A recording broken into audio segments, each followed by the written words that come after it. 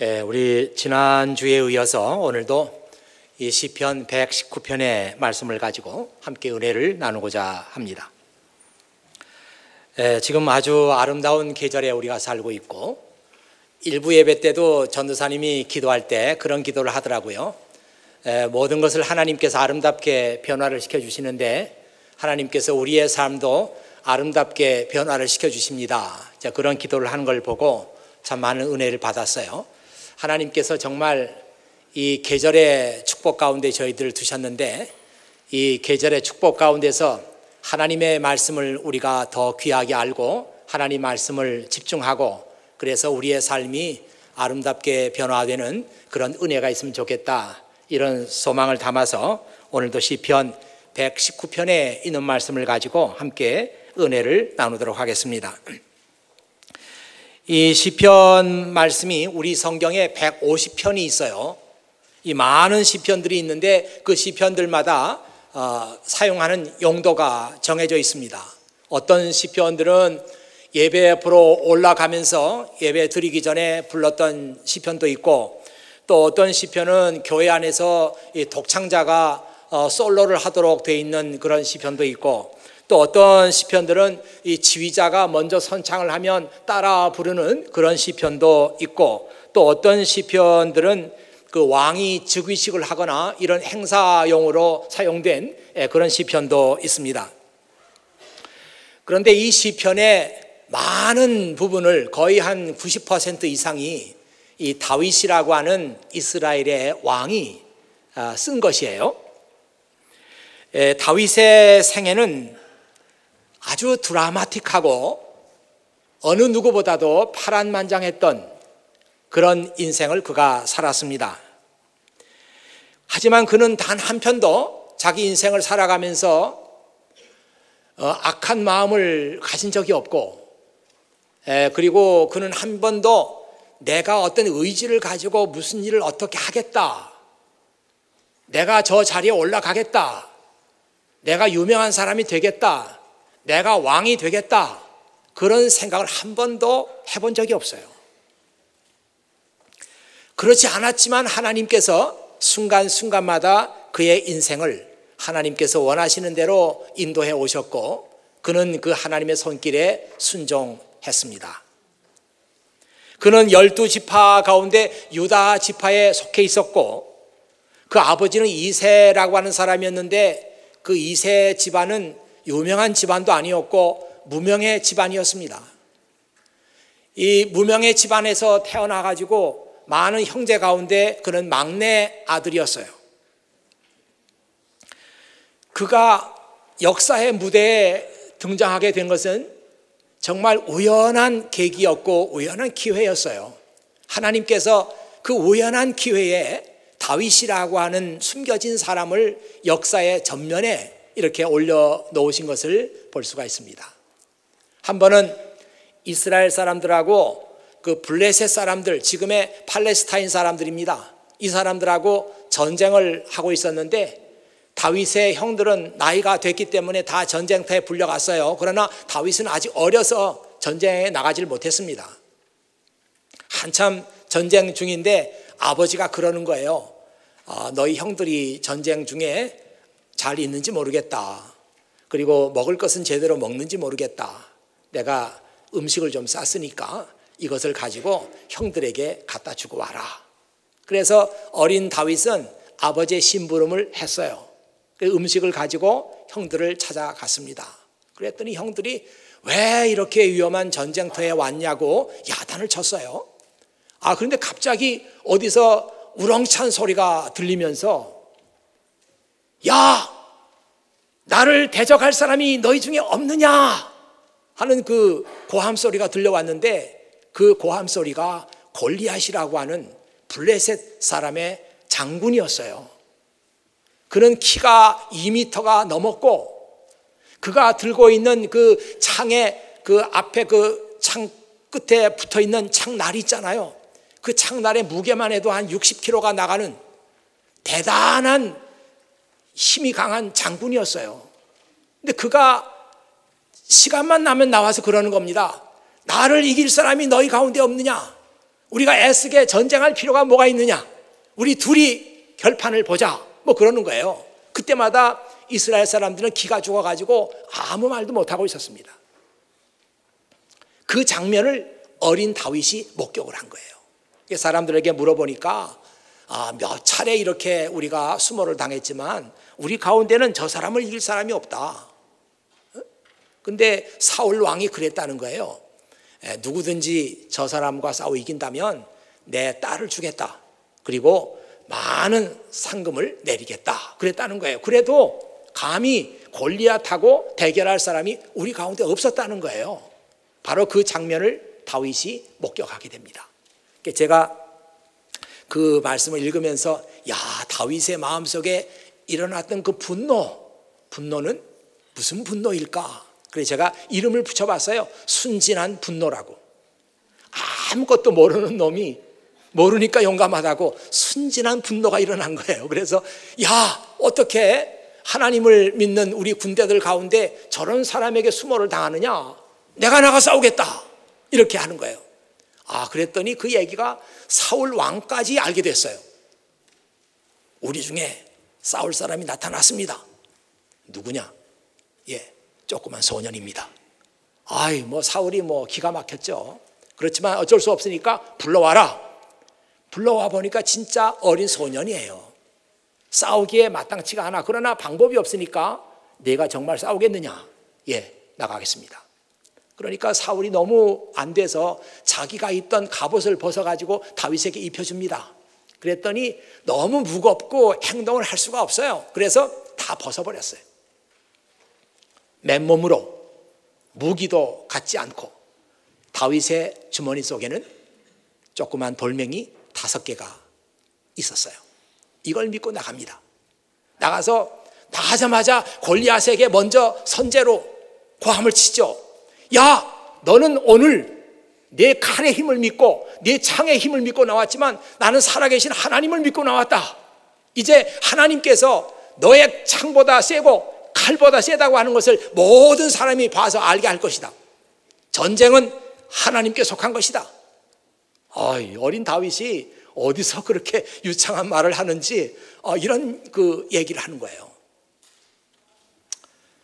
결과적으로 골리앗은 힘 한번 써보지 못하고 다윗이 던진 돌멩이에 맞아서 그 거구가 푹 하고 쓰러집니다.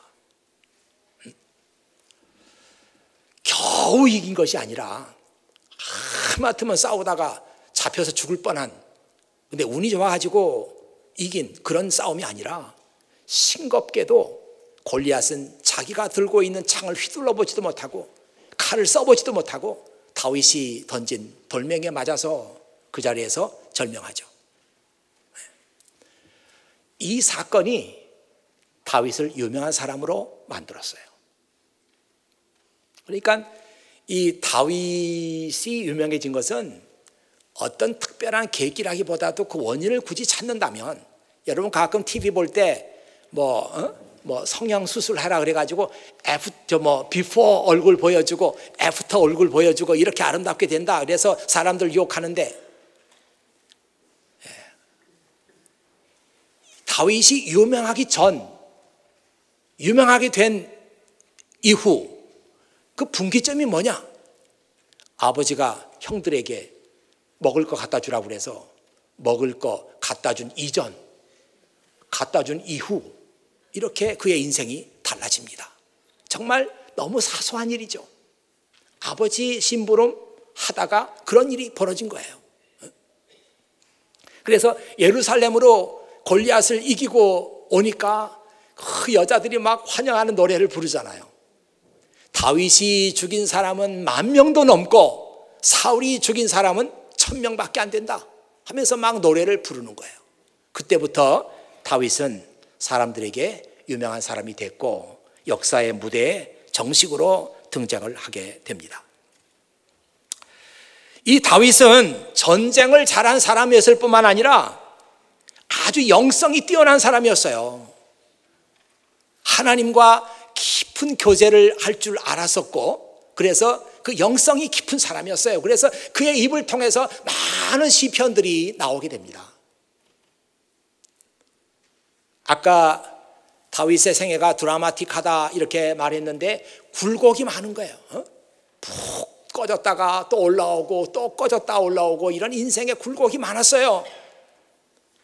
그 많은 시편들은 다윗이 행복했을 때, 기뻤을 때, 성공했을 때, 그때 나온 시편은 몇 개 안 되고 다 그 골짜기를 지날 때, 절망했을 때, 정말 울부짖고 하나님 앞에 기도할 때 그의 입에서 이 주옥과 같은 하나님을 의지하고 하나님을 인정하고 하나님이 나의 힘이라고 하는 그런 시편들이 그때 나오게 되었습니다. 이 다윗에 대한 말씀이 좀 길었습니다마는 이 시편 119편은 누가 쓴 것일까? 제가 보기에는 꼭 다윗이 쓴 것 같다 그런 생각이 듭니다. 근데 그 저자를 보면은 다윗이 쓴 것이 아니고 무명의 시인이 썼다. 무명으로 남겨놨어요. 이 시편 119편은 다윗이 썼다고 해도 그렇게 문제가 안 될 그런 시편인데 아마 학자들은 무슨 이유가 있을지 모르겠습니다. 이 시편 전체가 하나님의 말씀으로 되어 있어요. 시편 1편도 하나님의 말씀으로 되어 있는 시편인데 시편 119편은 전체가 하나님의 말씀에 대한 것입니다. 저는 정말 너무 놀랍고 너무 감동스러워요. 하나님의 말씀에 대해서 그렇게 많은 얘기를 할 수 있는 거리가 있다는 게 정말 놀랍습니다. 어떤 때는 하나님의 말씀을 율법이라고 말했다가 어떤 때는 하나님의 말씀을 법이라고 말했다가 어떤 때는 하나님의 말씀을 규례라고 말했다가 어떤 때는 또 하나님의 말씀이 나에게 증거가 된다고 했다가 어떤 때는 하나님의 말씀이 오늘 말씀 보니까 나에게 하나님의 말씀은 인생의 인스트럭션, 나의 인스트럭션이 하나님의 말씀입니다. 이렇게 얘기하고 있는 것을 보게 돼요.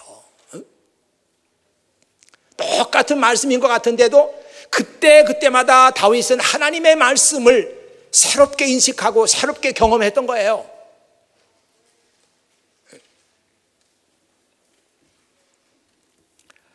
오늘 저는 이 시편 119편 중에서도 9절에서 18절 말씀을 이렇게 보면서 그 중에 꼭 2절 말씀을 가지고 여러분과 함께 은혜를 나누고자 합니다.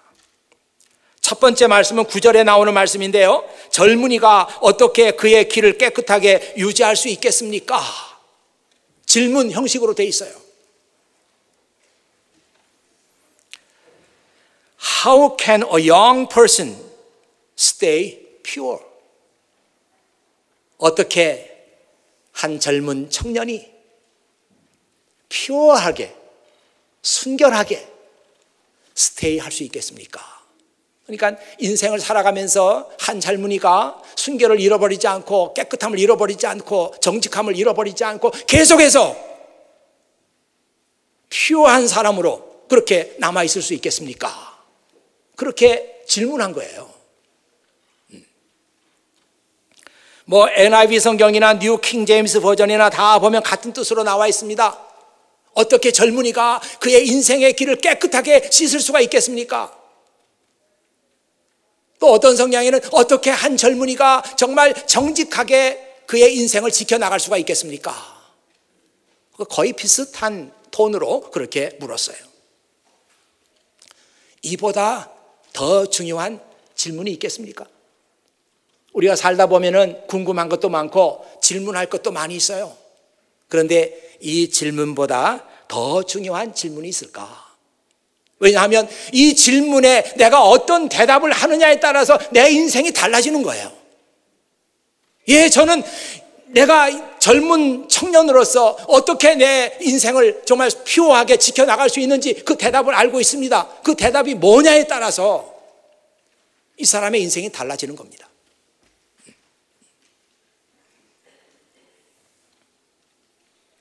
지난 금요일에 제가 책 한 권을 소개해 드린 적이 있었어요. 조애나 위버라고 하는 여자가 쓴 그 책, Having a Merry Heart in a Martha World라고 하는 그 책을 소개해 드렸습니다.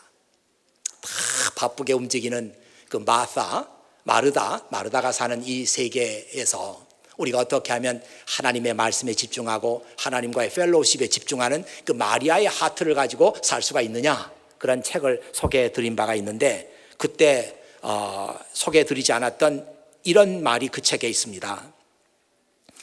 For even a little sin in our wellspring has the power to pollute and corrupt the very essence of who we are. 조그만 그 죄라도 우리 인생을 폴루트시키고 오염시키고 우리 인생을 타락하게 만들 수 있는 그 힘이 죄에게는 있어요. 이 비유적으로 말한다면 누가 여러분이 마시는 우물에다가 독약을 조금 탔습니다. 그 많은 물에 비하면 조그만 독이 들어간 거예요. 그런데 이것을 먹는 사람은 치명적인 생명의 위험을 받을 수가 있습니다. 마찬가지로 우리 인생에 있어서 작은 죄악이라도 내 인생 전체를 타락시키고 인생 전체를 오염시키는 그런 일이 될 수가 있다. 그러니까 이 한 청년이, 한 젊은이가 어떻게 자기 인생을 깨끗하게 유지할 수가 있겠습니까? 너무 중요한 질문이잖아요. 여러분들은 이 질문을 어떻게 듣는지 모르겠습니다. 여기 뭐 청년들 많으니까 물론 청년들은 이게 나를 위한 말씀이구나 들을 거예요. 청년의 시절을 지내고 이제 어른이 되고 장년이 된 그런 분들은 이 말씀을 어떻게 듣습니까? 이건 나하고는 아무 관계가 없는 말씀이구나. 그렇게 듣나요? 네. 그렇게 듣는 분은 안 계실 거예요. 저는 뭐 청년 시절을 벌써 지났지만 언제나 제 하트, 제 마음은 청년입니다. 늘 청년이에요. 그래서 생각도 젊게 하려고 하고 행동도 젊게 하려고 하고 하여튼 그래요. 그게 하트가 청년의 하트다. 난 그렇게 생각하고 있습니다. 그러니까 이 말씀은 저에게 너무 필요한 말씀이고 여러분에게도 똑같을 거예요. 청년의 때가 지났지만 이제 한 인생이 어린아이를 지나고 이 청년이 돼가지고 앞으로 살아가야 되는데 그 첫 출발이잖아요. 어떻게 젊은이가 피오함을 유지할 수 있겠습니까?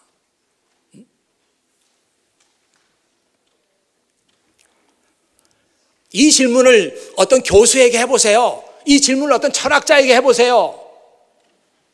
붙잡아다 놓고 앤서를 준답시고 하루 종일 얘기할 거예요. 인생에 있어 이게 중요한 거야. 하루 종일 얘기하겠죠. 왜? 할 얘기 많으니까. 중요한 게 많으니까. 그러나 오늘 말씀을 보세요. 젊은이가 어떻게 피오함을 유지할 수 있습니까? 앤서가 뭐예요? 너무 간단해. 단어 몇 개야. By obeying your word. 끝. By obeying your word. 당신의 말씀에 순종함으로써. 끝이야. 더 이상 다른 얘기가 설명이 없어요. 우리가 우리의 순결함, 우리의 정직함, 이것을 끝까지 인생의 길에서 유지할 수 있는 비결은 하나님의 말씀에 순종하는 길입니다. 이게 성경의 앤서잖아요.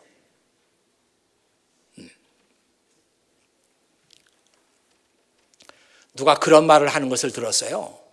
이 바닷물이 맛을 보면 좀 짜잖아요. 싱겁진 않아요. 좀 짠 것 같아요. 근데 거기에 3%의 소금이 들었다고 합니다. 난 그 얘기는 뭐 어느 책에서 봤으니까 맞는 얘기겠죠. 목사님 3% 아닙니다. 뭐 그럴지 모르겠습니다만 전 책에서 그렇게 봤어요. 3%가 들었대.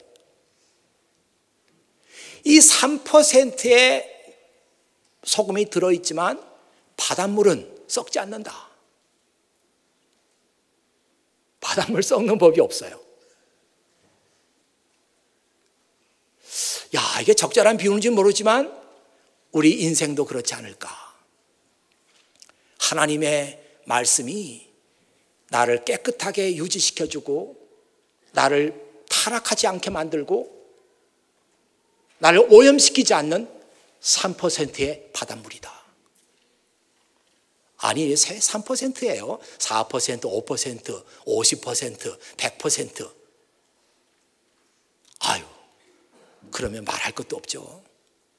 그런데 3%의 말씀만 있어도 내 인생이 썩지 않고 유지가 된단 말이에요.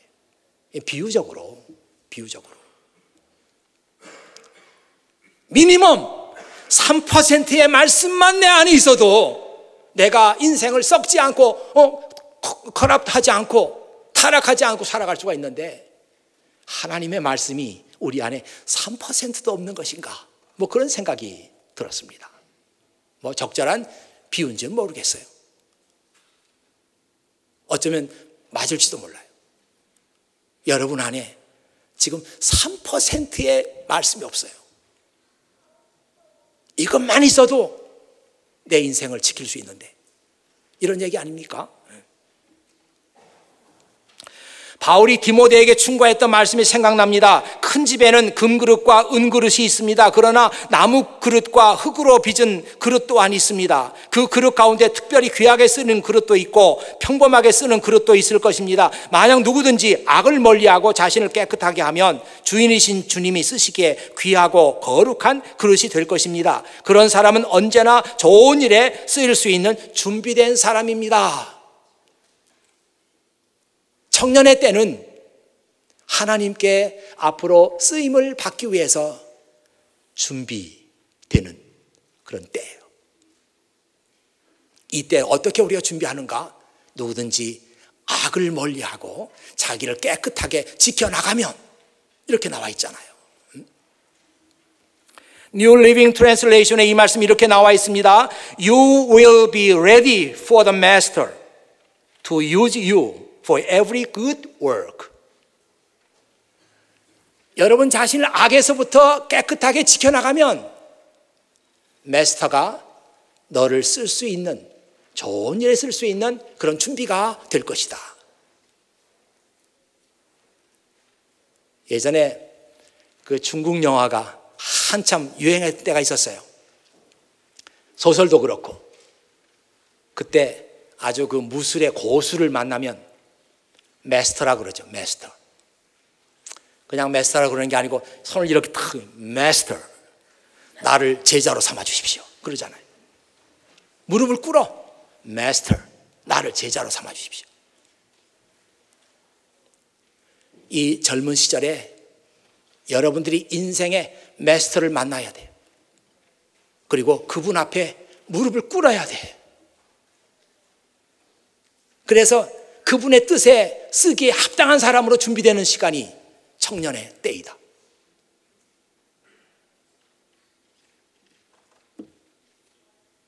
어떻게 우리가 그 마스터에게 준비된 삶을 살까? 자기 자신을 악에서부터 지켜나가면, 자기 자신을 깨끗하게 하면, 하나님의 말씀을 늘 가까이 하고 하나님 말씀 읽어서 자신을 깨끗하게 유지해 나가면 마스터가 너를 부르고 마스터가 너를 사용하는 그런 준비가 될 것이다.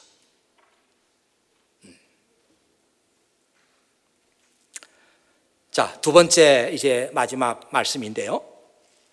나의 눈을 열어서 내가 볼 수 있게 하소서.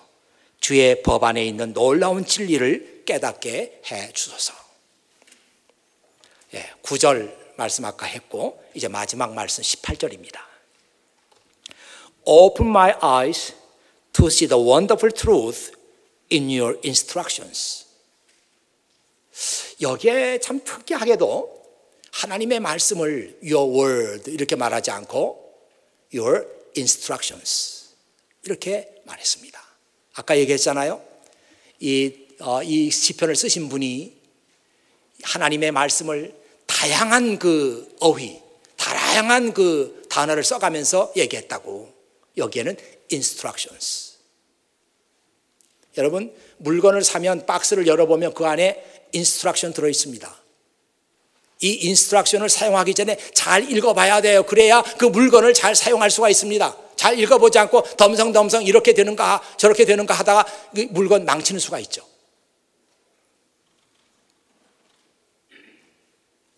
제가 아는 목사님은 아주 굉장히 그 음악을 좋아하는 분인데 비싼 그 진공관 앰프 하나 샀다가 인스트럭션 잘 읽어보지 않고 잘못 조립해가지고 펑 소리가 나면서 다 터져버렸대.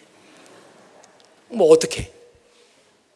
그런 건 바꿔주지도 않아. 인스트럭션 안 보고 했으니까.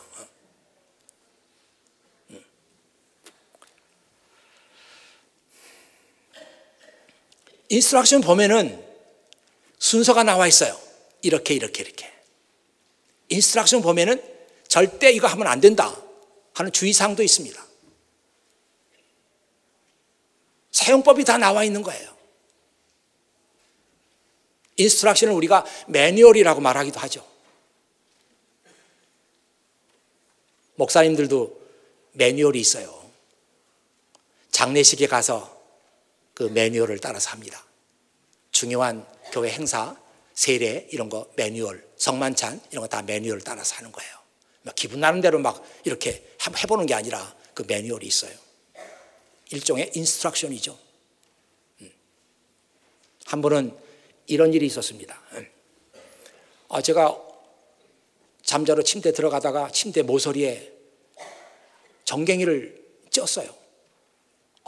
그때 뭐 잠도 안 오고 무지개 아프더니 그래도 뭐 불은 껐고 그냥 자면 되겠지 했는데 계속 아픈 거예요. 그러다가 샤워도 하고 뭐 이렇게 했더니 그게 덧난 거예요. 근데 뭐 감염이 된 것 같아요. 색깔도 좀 이상해지고. 그래서 의사에게 갔어요. 갔더니 처방을 내주더라고요. 그래서 항생제죠 뭐. 그래서 항생제를 이제 사서 먹었는데 다 먹어도 조금도 낫질 않아요. 제 와이프가 옆에 있다가 이거 의사가 처음부터 센 항생제로 잡았어야 되는데 그 안 잡아가지고 지금 이렇게 된 거라고. 난 또 그런가. 근데 너무 시간이 가도 전혀 차도가 없으니까. 그래 당신이 간호사니까 가서 얘기 좀 잘해보고 센 걸 좀 받아보자고 같이 갔어요. 가서 이제 보여주고 전혀 낫지 않으니까 센 항생제를 달라고 이제 그렇게 했죠. 의사가 안 된다는 거예요. 안 된다. 달라. 안 된다. 달라. 안 된다. 이게 실갱이가 벌어진 거예요. 한 번은 또 그 의사 말고 우리 주치의 말고 주치의 바쁜 때 다른 의사 만났는데 그 의사 보고 달라고 그래. 그 의사도 안 된다는 거예요. 중국 의사인데 안 된대. 화가 났죠. 자기가 뭘 한다고 막 이러면서 화가 났다고요. 안 주니까. 끝까지 의사가 안 주는 거예요. 그래서 달라고 그러니까 안 줘. 자꾸 뭘 이렇게 앞에서 책을 넘기고 있더라고요. 안 줘. 뭐야 왜 책을 왜 넘겨? 여기서 속으로 그러고 있는데 나중에 답답했는지 이걸 보라고 그러더라고요.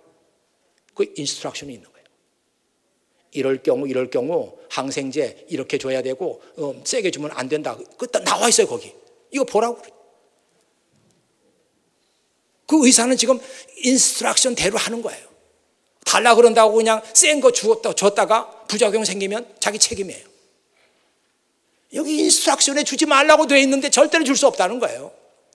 그래서 결국 처방전 못 받았죠. 뭐 그래가지고 고생 좀 하다가 어쩌다 저쩌다 하고 낫긴 나았습니다만 뭐 센 거 안 먹어서 나은지는 그건 모르겠어요. 그건 모르겠는데 어쨌든 나았어요. 지금은 오래 걸렸습니다. 지금은 모든 게 다 인스트럭션 시대 같아요. 근데 신기하게도 하나님의 말씀을 인스트럭션이라고 그렇게 말을 하다니. 이게 무슨 말이에요? 내가 인생을 살아가는 데 있어서 막 살면 안 되고 마구 쓰면 안 되고 내 인생을 어떻게 써야 되는지 인스트럭션이 있다. 여기 맞춰서 내가 써야 된다. 하라면 하고 하지 말라면 하지 않아야 되고 이 인스트럭션을 잘 따라야 내 인생이 바른 길로 가지 않겠느냐. 그렇게 말한 거예요.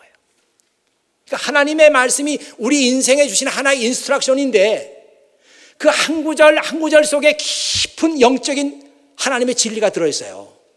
그러니까 오늘 시편을 쓰신 분이 그렇게 말한 거 아닙니까? Open my eyes to see the wonderful truth in your instructions. 그렇게 말한 거 아니에요. 그 인스트럭션 안에 들어있는 하나님의 진리, 당신의 진리 제가 발견하도록 도와주십시오.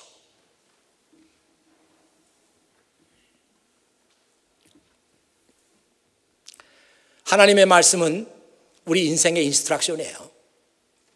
이대로 잘 따라서 하면 여러분의 인생 무난하게 곁길로 가지 않고 인생의 정도를 걸어가면서 살아갈 수가 있어요.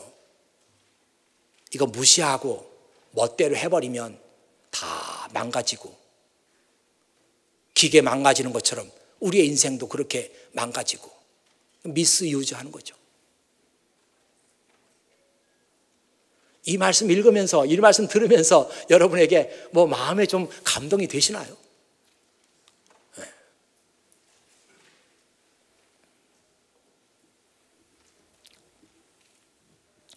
이 시편 119편을 쓴 무명의 저자는 누군지 모르겠어요. 다윗이 아니라고 하니까 무명의 저자는 하나님의 말씀을 인생의 인스트럭션이라고 말하고, 젊은이들도 봐야 되고 나이 든 사람들도 인스트럭션 봐야 되고, 나는 뭐 인생 다 살았는데 무슨 인스트럭션이야, 대충 살면 되지 뭐. 아니에요. 나이 든 사람도 봐야 되고, 청년도 봐야 되고, 유스들도 봐야 되고, 모든 사람들은 하나님께서 만들어 놓으신 인스트럭션 봐야 된다. 거기 따라가야 된다. 그래야 인생의 바른 길을 갈 수 있다. 특별히 청년들은 이 인스트럭션 잘 따라가야 퓨어함을 유지할 수 있다. By obeying your word, God's word, 하나님의 말씀에 순종함으로 우리는 퓨어함을 유지할 수 있다. 세상 어디에서 누구에게 물어봐도 이렇게 정확한 처방을 주는 곳 없습니다. 아까 얘기했잖아요. 교수한테 물어보면 하루 종일 걸린다고. 교수들은 말하기 좋아하니까. 무슨 박사에게 말하면 하루 종일 얘기해요. 성경 말씀은 딱 한 구절로 끝내. By obeying God's word. 하나님의 말씀에 순종함으로. 더 이상 없어요. 이 참 좋은 절기에 여러분, 하나님 말씀에 집중하세요. 하나님 말씀 읽으세요. 하나님 말씀 묵상하세요. 그래서 여러분 안에 퓨어함을 유지하고 이 인스트럭션을 잘 따라가서 여러분의 인생이 잘못된 길로 빠지지 않는 그런 하나님의 은혜가 하나님의 말씀에 집중하는 여러분들에게 있기를 주의 이름으로 축원합니다. 기도하겠습니다.